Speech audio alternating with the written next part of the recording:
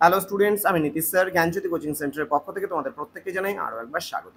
তো স্টুডেন্টস, আজকে আমি তোমাদের সঙ্গে আলোচনা করবো এনইপি 4 ইয়ার আন্ডার গ্র্যাজুয়েট প্রোগ্রামের অধীনস্থ যে সমস্ত ছাত্রছাত্রীরা নর্থ বেঙ্গল ইউনিভার্সিটি আন্ডারে বিভিন্ন কলেজগুলোতে পলিটিক্যাল সায়েন্স মেজর নিয়ে পড়াশোনা করছো, তাদের জন্য আজকে স্মার্ট সাজেশন পার্ট 3 7 পেপার মানে মেজর পেপার 7 থেকে আলোচনা করবো। তো ফোর্থ সেমিস্টার স্টুডেন্ট যারা রয়েছে তারা এখনো যারা আমাদের চ্যানেলটিকে সাবস্ক্রাইব করোনি, তারা অবশ্যই চ্যানেলটিকে সাবস্ক্রাইব করে পাশে থাকা বেল আইকন অল প্রেস করে দেবে, যাতে নেক্সট টাইম থেকে কোনো ভিডিও আপলোড করলে তার নোটিফিকেশনগুলো তুমি সবার আগে পেতে পারো।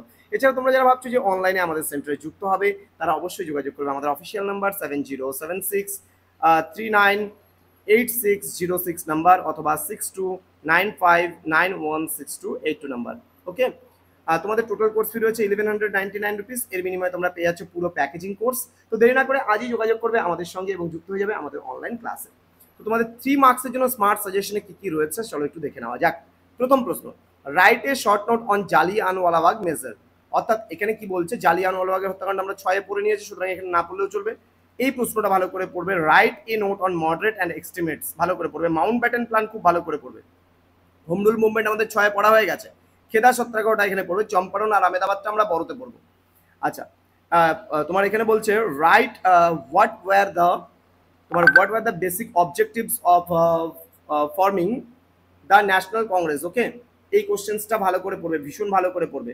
দেন who were called the moderates in the National Congress, why so called, মানে কেন বলা হয়। দেন বলছে when was the Indian National Congress founded, who was its first president, মানে এখানকার প্রথম প্রেসিডেন্ট কে ছিল। দেন বলছে who was instrumental for the foundation of Indian National Congress. এগুলো শর্ট কোশ্চেন্সের জন্য জাস্ট নর্মালি দেখে নিতে পারো। দেন বলছে why did Lord Curzon partition of Bengal, কেন তোমার লর্ড কার্জন মানে বঙ্গভঙ্গের পরিকল্পনা করেছিলেন। দেন বলছে what were the salient features of the partition of Bengal. Then Carlyle circular, Swadeshi মুভমেন্টের ইম্পর্টেন্স কি রয়েছে, political importance. Then significance of Surat Congress, already বড়তে আমি দিয়েছি, এগুলা 6 দিয়েছি, এটাও 6 দিয়েছি। মুসলিম লীগ, ঠিক আছে, এগুলো না পড়লেও চলবে 3-এ, এটাও দিয়েছি। Name 2 leaders of home rule league, মানে হোম রুল লীগ, ঠিক আছে। Satyagraha, very very important. Then বলছে what did Gandhiji offer the first 3 satyagraha movements in India. Then what was the substance of the Lucknow Pact 1916? Then বলছে when was the Rowlatt Act passed? What were its main provisions? Then what were the objectives of the Khilafat movement? Then write a short note on the Rowlatt Satyagraha. Then why did Gandhiji support the Khilafat movement? Then why was the non-cooperation movement withdrawn? Then what was the main objectives of the civil disobedience movement? Then what was the Dandi March.